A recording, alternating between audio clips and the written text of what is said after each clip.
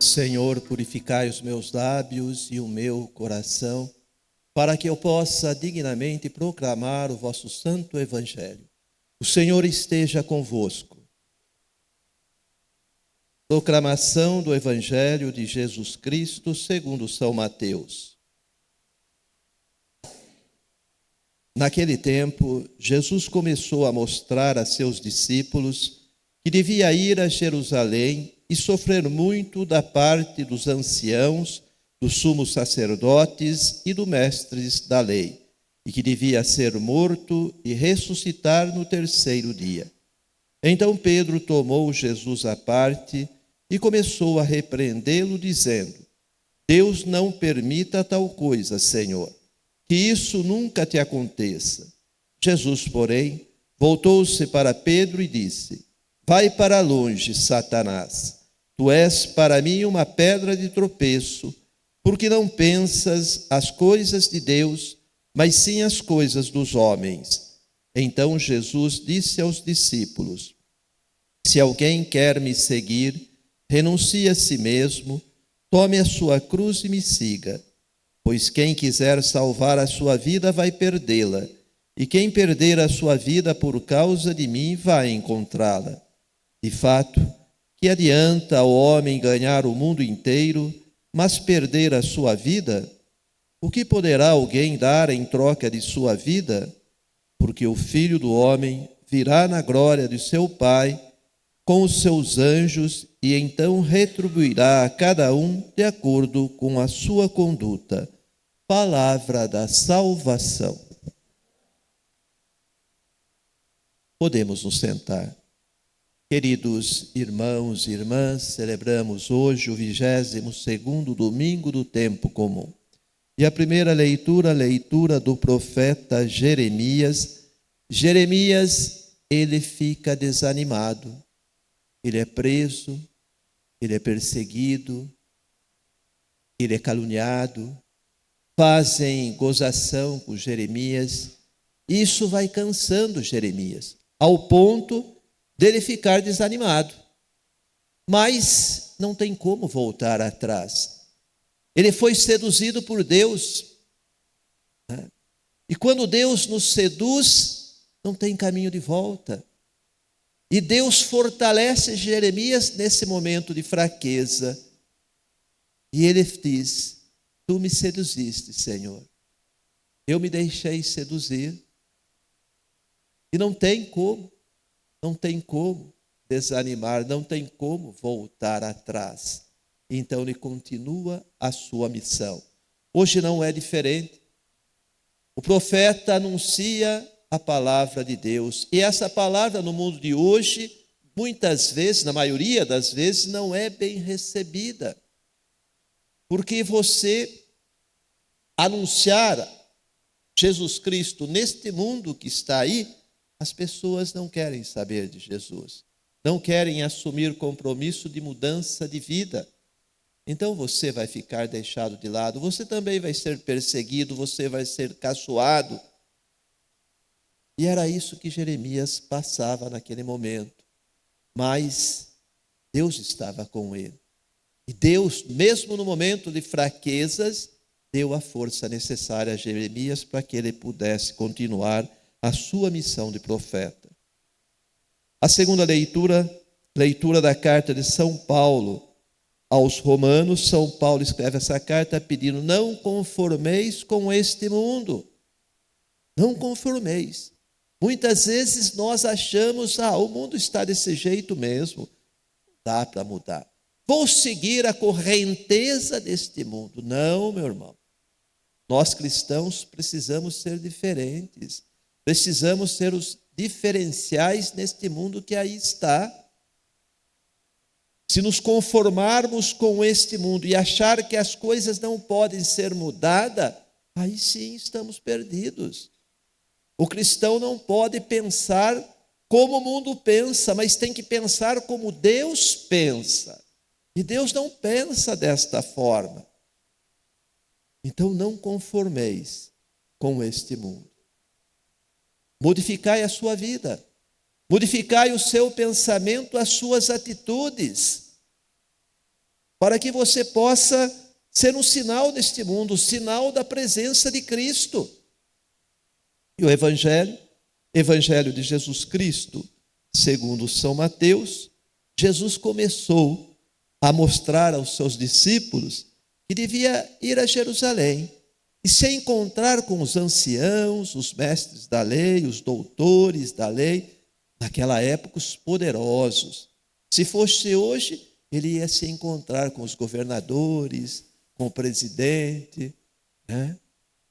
Com os prefeitos, com os poderosos deputados, senadores. Ele ia encontrar com essas pessoas.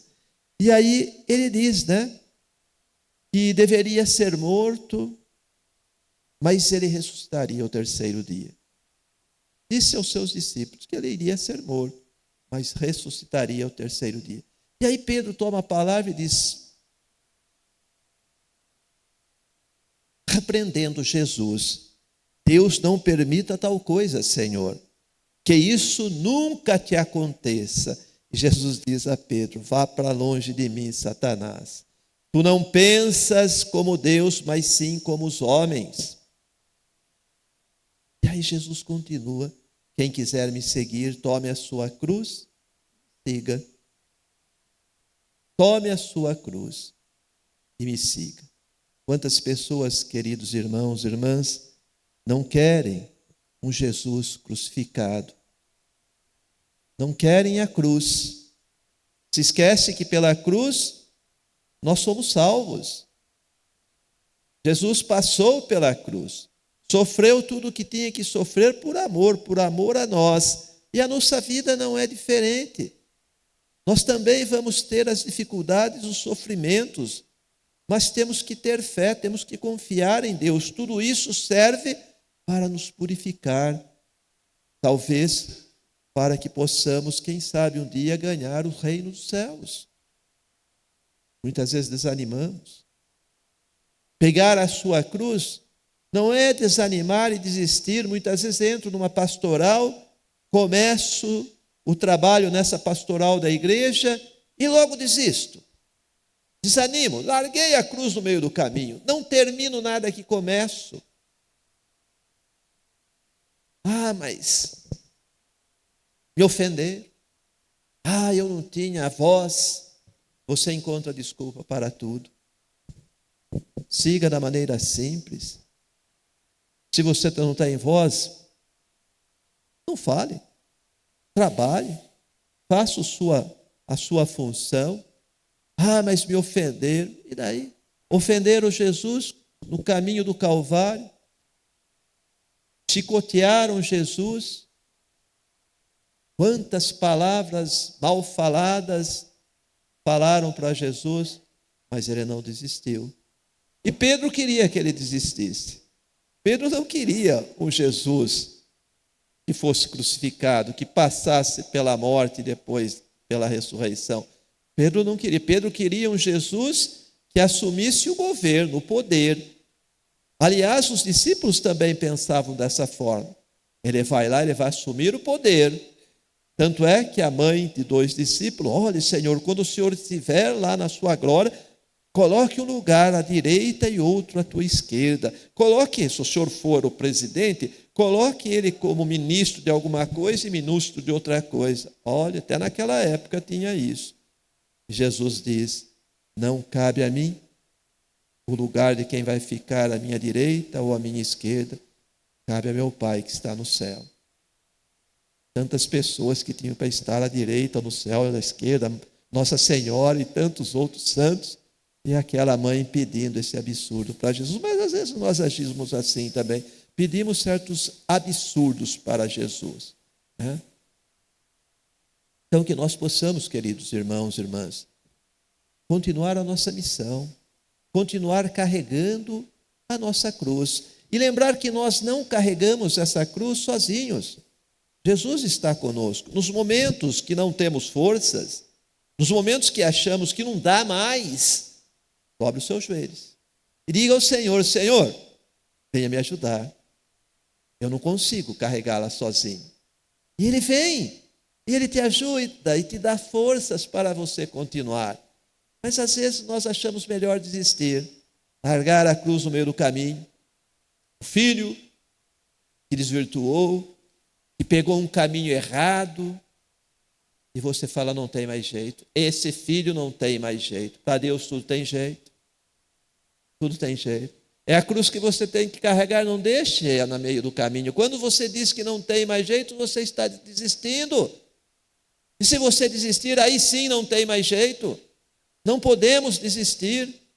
Um casamento que está em crise, é mais fácil separar do que se entender. E o demônio quer que você se separe, porque o demônio quer destruir a família. E muitas vezes você não ouve a voz do Senhor e desiste. Não reza, não pede. A sabedoria é Deus que nos dá. Nós somos limitados. Devemos pedir sempre a Deus o discernimento do que é certo, do que é errado, o que devemos fazer e o que não devemos fazer. Às vezes, seguimos tantas orientações desse mundo, internet, televisão e tantos outros meios de comunicações que vêm nos trazendo tantas informações que não sabemos como lidar com elas. Mas nos esquecemos que tem tanta informação, tanto direcionamento, tanta orientação para nós na Santa Palavra, mas não buscamos. Não buscamos. Deus fala conosco, mas não ouvimos. Não queremos ouvir, porque talvez aquilo que Deus nos fale não nos interesse. Nos interessa mais as coisas do mundo. Que pena, que pena. Agimos como Pedro. E aí Jesus diz a cada um de nós, vá para longe de mim, Satanás, porque quando não pensamos as coisas de Deus, pensamos as coisas do mundo, somos Satanás. Como Pedro naquele momento, Jesus disse, vá para longe de mim, Satanás. Um pouquinho antes, Pedro disse a Jesus, Jesus perguntou, quem dizia um homem ser o Filho de Deus? E aí Pedro responde, os discípulos respondem, alguns dizem que é João Batista, outro que é Elias, outro que é um grande profeta. E Jesus pergunta, e vocês, quem eu sou para vocês? E Pedro toma a palavra, sempre Pedro, né? Pedro sempre sai à frente dos demais. E ele diz, tu és o Messias, o Filho de Deus, vivo. E aí Jesus confia a ele, Pedro, tu és pedra, sobre ti eu edificarei a minha igreja, o que tu ligares no céu será ligado, o que tu ligares na terra será ligado no céu, o que tu desligares na terra será desligado nos céus. Jesus confia a sua igreja a Pedro, e logo depois Pedro faz uma besteira dessa. Assim é a nossa vida, como a de Pedro. Às vezes caímos em tentação, como Pedro caiu, às vezes fraquejamos, mas não podemos desistir. Pedro não desistiu, percebeu a correção de Jesus e continuou a sua caminhada.